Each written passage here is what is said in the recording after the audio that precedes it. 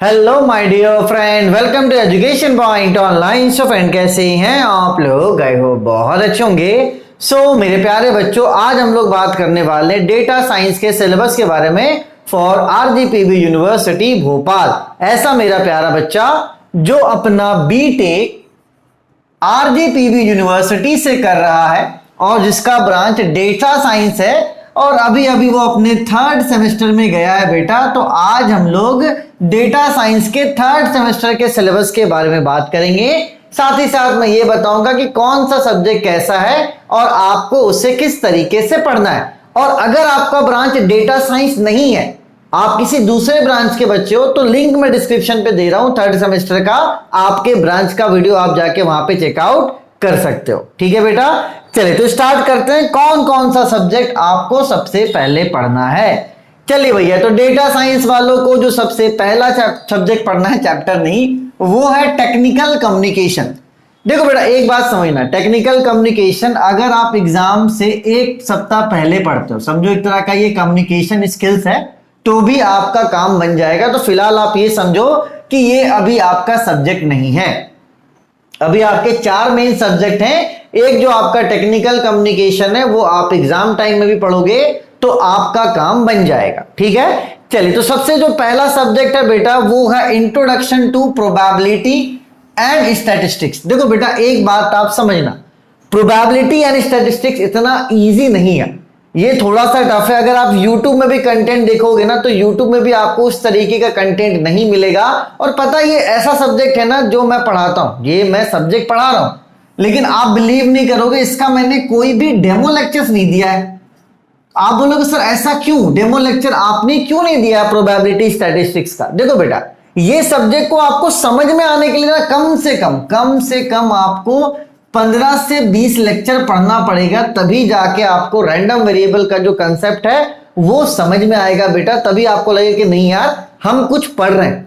मैं 3-4 video demo में डालूंगा ना, वो कोई मतलब का नहीं रहेगा। ये ऐसा सब्जेक्ट है, आपको मन लगाकर पढ़ना पड़ेगा और आपको 100% पढ़ना पड़ेगा।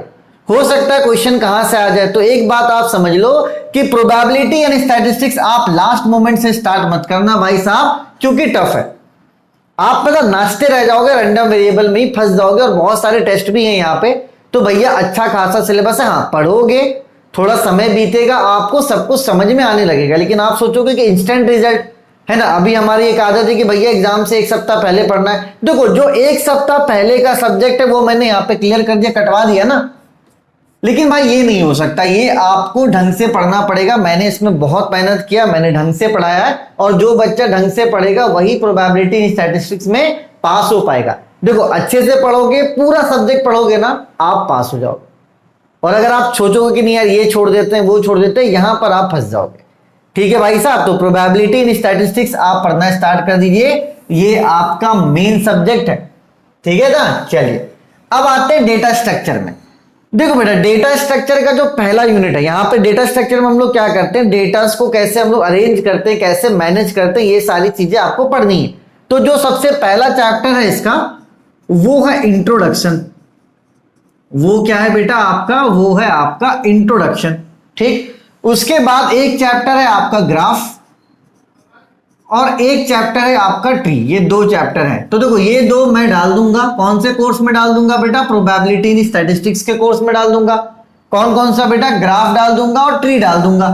बोलोगे ठीक है सर, पहला वाला जो आपका चैप्टर है वो इंट्रोडक्शन है, वो आप खुद से पढ़ सकते हो। और इसके अलावा अगर मैं एक आपको चैप्टर और पढ़ा दूं, अब या तो चैप्टर नंबर 2 होगा या तो 5 होगा, तो अगर मैं आपको एक चैप्टर इसमें और पढ़ा दूंगा तो आपका 80% डेटा स्ट्रक्चर क्या हो जाएगा, कंप्लीट हो जाएगा। देखो, अभी फिलहाल ग्राफ और ट्री तो मैंने डाल दिया, कहां पर, इस वाले कोर्स में, प्रोबेबिलिटी इन स्टैटिस्टिक्स वाले कोर्स में। पहला वाला जो चैप्टर वो इंट्रोडक्शन है, वो आप खुद से भी कर सकते हो। अब रहा बात चैप्टर नंबर 2 और 5 का, तो 2 और 5 में अगर मैं कोई भी एक यूनिट को डाल दूंगा, आपका काम बन जाएगा, आपका डेटा स्ट्रक्चर भी क्या हो जाएगा बेटा, कंप्लीट हो जाएगा। तो फिलहाल इस वाले सेमेस्टर में ये दो सब्जेक्ट, ये मेरी जिम्मेदारी, ये मैं करवा दूंगा। थोड़ा सा डेटा स्ट्रक्चर में आप भी मेहनत कर लेना, मैं भी कर ले रहा हूं, कोई आपको एक्स्ट्रा फीस वगैरह नहीं देना है ना। डेटा स्ट्रक्चर मैंने कुछ बच्चों के लिए बनाया था, तो भैया जब मेरे पास कंटेंट है आप पढ़ो ना, यूज हो जाएगा हमारा कंटेंट, कोई दिक्कत की बात नहीं है ना। 2 चैप्टर है मेरे पास, 2 चैप्टर ले लो, एक चैप्टर में और बना दूंगा।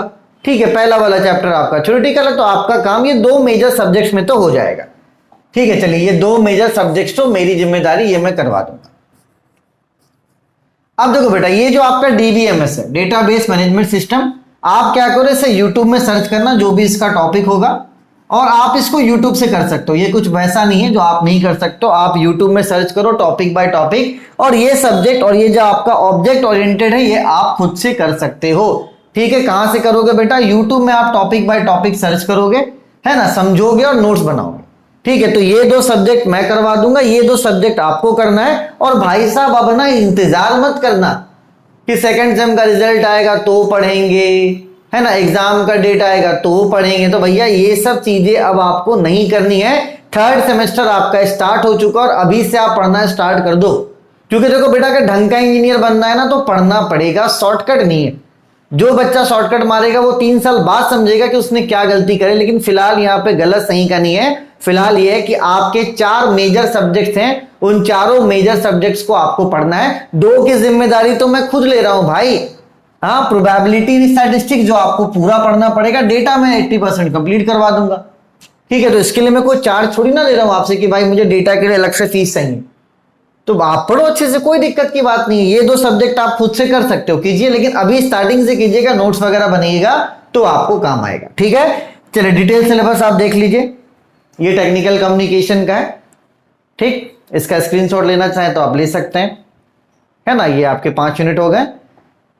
ठीक है बेटा, ये प्रोबेबिलिटी इन स्टैटिस्टिक्स मैं और अच्छे से डिस्कस कर दूंगा सारी चीजों को, लेकिन फिलहाल यहाँ पे क्या है ना, इतनी कॉम्प्लेक्स चीजें है ना कि वो अगर मैं आपको समझाने जाऊंगा तो आप परेशान हो जाओगे। तो अभी आप जब पढ़ोगे तो हो जाएगा कवर अप। ऐसा नहीं, मैंने यहाँ पे क्या टॉपिक ना नीचे से ऊपर उठाया है, क्योंकि बीच बीच में ऐसा ऐसा टॉपिक दे दिया कि जो आपका दिमाग का दही कर देगा। तो भैया हमने क्या करा, पहले आपको क्या पढ़ाया, पहले आपको पढ़ाया जितनी भी होती है, जैसे बाइनोमियल हो गया, एक्सपोनेंशियल हो गया, नॉर्मल हो गया, तो ये मेरे ऊपर छोड़ दो आप जिम्मेदारी, लेकिन थोड़ा समय लगेगा, लेकिन ये हो जाएगा। तो आप इसका स्क्रीनशॉट ले लो ताकि आपको अपना सिलेबस के बारे में पता हो, और इस पे मैं एक अच्छा वीडियो बना दूंगा। ठीक है, फिलहाल अभी तो नहीं, 1-2 दिनों के बाद में बना दूंगा। ठीक है, ये रहा आपका पूरा सब्जेक्ट।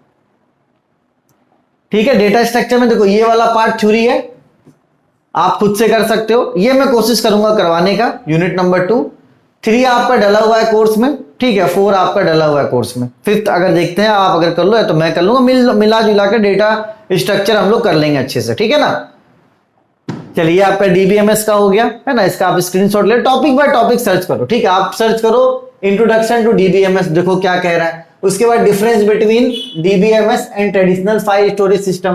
तो यार इजी है ना, डेटाबेस मैनेजमेंट सिस्टम क्यों जरूरी? क्योंकि अगर डेटा को मैनेज करने से फिर क्या अपन को सर्च भी तो करना पड़ता है। पहले क्या था, डायरी वगैरह में हम लोग डेटा को नोट करते थे, तो उसमें क्या था, फिर जाओ डायरी के पास खोजो। अभी क्या, एक मैनेजमेंट होता है, एक बेस होता है, वहां पे सारा डेटा डाल देते हैं और आसानी से निकल जाता है। तो ये इजी सब्जेक्ट है अगर आप अच्छे से पढ़ोगे तो। और आपका तो सब्जेक्ट ही डेटा साइंस है ना, तो भैया मैथ और डीबीएमएस को तो अच्छा कर लो। सब्जेक्ट्स को अच्छे से पढ़ोगे, आपको आगे चल के कोई भी दिक्कत होने वाला नहीं है। और अगर आप सब्जेक्ट को वैल्यू नहीं दोगे, सोचोगे सिर्फ एग्जाम के टाइम पे पढ़ें, भाई दिक्कत प्रो मैक्स है, दिक्कत नहीं बहुत ज्यादा दिक्कत है। ठीक है, ये आपको 5 यूनिट पढ़ना है और 5 यूनिट पढ़ के जाना अच्छे से, टॉपिक बाय टॉपिक सर्च करना, नोट्स बनाना, पढ़ना स्टार्ट कर दो अब भैया, रूटीन एकदम। ठीक, ये ऑब्जेक्ट ओरिएंटेड का 5 यूनिट। ठीक है ना, आपको जहां पे लगे आप स्क्रीनशॉट ले सकते हो। तो भैया आप करना क्या है, आपको कुछ नहीं करना है, आपके 4 सब्जेक्ट हैं, आप रूटीन स्टडी करो। रूटीन स्टडी में क्या है बेटा, आप बस मंडे से सैटरडे तक पढ़ो, ज्यादा नहीं 4 घंटे अभी पढ़ो, 2 महीने तक आप 4 घंटे पढ़ो, 2 महीने के बाद 5 घंटा कर देना, 5 को फिर 7 घंटा कर देना, आपका काम बन जाएगा। ठीक है, बहुत ऐसे लोग हैं जिनका एग्जाम टाइम में भी काम बन जाता है, लेकिन भैया काम बनना नहीं, वो काम ऐसा बिगड़ेगा बाद में कि उसे समझ में नहीं आएगा। फिलहाल आप रेगुलर स्टडी कीजिए, रूटीन से पढ़िए। 4 घंटा अगर आप अच्छे से पढ़ते हैं ना, 1-1 घंटा अपने मेन सब्जेक्ट को दो, 1 घंटा प्रोबेबिलिटी पढ़ो, 1 घंटा डेटा पढ़ो, है ना, 1 घंटा आपका ऑब्जेक्ट ओरिएंटेड पढ़ो। अगर ऐसे नहीं पढ़ सकते तो मंडे, वेडनेसडे, फ्राइडे ये आप पढ़ लो, इसमें प्रोबेबिलिटी और डेटा पढ़ लो। ठीक, ट्यूसडे, थर्सडे, सैटरडे इसमें ऑब्जेक्ट ओरिएंटेड पढ़ लो और डीबीएमएस पढ़ लो, जैसा आपको अच्छा लगे। ठीक है, इसमें पढ़ोगे तो प्रोबेबिलिटी 2 घंटे और आपका डेटा स्ट्रक्चर 2 घंटे। ठीक, और फिर अगले दिन पढ़ोगे तो आपका डीबीएमएस 2 घंटे हो जाएगा और आपका ऑब्जेक्ट ओरिएंटेड 2 घंटे। तो अपने हिसाब से आप रूटीन मान लो, रूटीन से पढ़ो ना, ज्यादा पढ़ने की जरूरत नहीं होती। अपन को ऐसा लगता है कि अरे और बहुत पढ़ना, अरे भैया कुछ नहीं, आराम से पढ़ लोगे, काम बन जाएगा आपका, ज्यादा पढ़ने की जरूरत नहीं, 4 घंटा तो पढ़ना ही पड़ेगा ना अगर एक अच्छा इंजीनियर बनना चाहते हो तो। ठीक है, चलिए, तो जो प्रोबेबिलिटी इन स्टैटिस्टिक्स का कोर्स आपका ये है। अभी अगर आप कूपन कोड इरफान यूज करोगे तो ये जो फीस है 799 का, ये 699 हो जाएगा। ये क्या हो जाएगा बेटा आपका 699 हो जाएगा। ठीक है, और ये वैलिड कब तक है ऑफर, ये आपका 31 जुलाई तक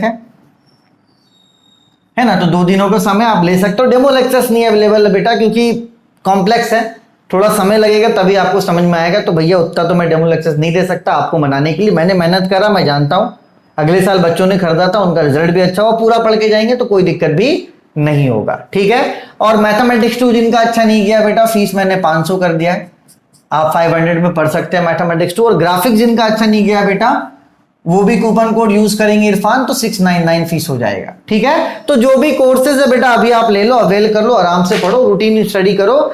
मतलब देखो थर्ड सेमेस्टर में क्या है, थर्ड सेमेस्टर तो पढ़ना ही है, साथ ही साथ जो सेकंड सेमेस्टर है हमारा, जिसमें हमारा एक आध दो बैकलॉग है, उसे भी हमें क्या करना है, क्लियर करना है। मतलब जो भी पाप हो गए पहले उसे क्या करना है, यहाँ पर धोना है ना। जो भी एक आध दो बैक है उसको आप क्लियर करो, अच्छे मन से थर्ड सेमेस्टर में आओ, क्योंकि अब जाकर आपका क्या हुआ है, इंजीनियरिंग स्टार्ट हुआ है। तो भाई मेहनत तो करना पड़ेगा बेटा, बिना मेहनत के कुछ भी नहीं मिलने वाला। ठीक है, तो चलिए अपना एम बनाइए कि 4 घंटे डेली, मुझे ज्यादा नहीं चाहिए भैया, संडे मत पढ़ो, लेकिन आप 4 घंटा पढ़ो। नहीं पढ़ोगे 4 घंटा तो 3 साल के बाद जब आप जॉब खोजोगे ना, तब आपको महसूस होगा कि नहीं यार हमें पढ़ लेना चाहिए था। सिर्फ पेपर निकालने से या तो पास होने से कोई मतलब नहीं बनता बेटा, क्योंकि अब जमाना क्या टफ हो गया है। अब आपको काम करके दिखाना पड़ेगा तभी आपको पे मिलेगा, है ना। आर्टिफिशियल इंटेलिजेंस का जमाना भैया, वैसे भी जॉब कम हो रहा, तो अपने आप को थोड़ा मैच्योर करो, अच्छे मेहनत से पढ़ो। ठीक है, माँ बाप का पैसा लगता है यार, आपको बस पढ़ना ही तो है, और ज्यादा कहाँ मैं बोल रहा हूँ, 4 ही घंटे तो पढ़ने हैं, 4 घंटा मन से पढ़ लो, आपका काम बन गया, आप टॉपर ही बन जाओगे, है ना। चलिए तब तक अपने और अपनों का खूब ख्याल रखिए, take care, bye bye, Tata.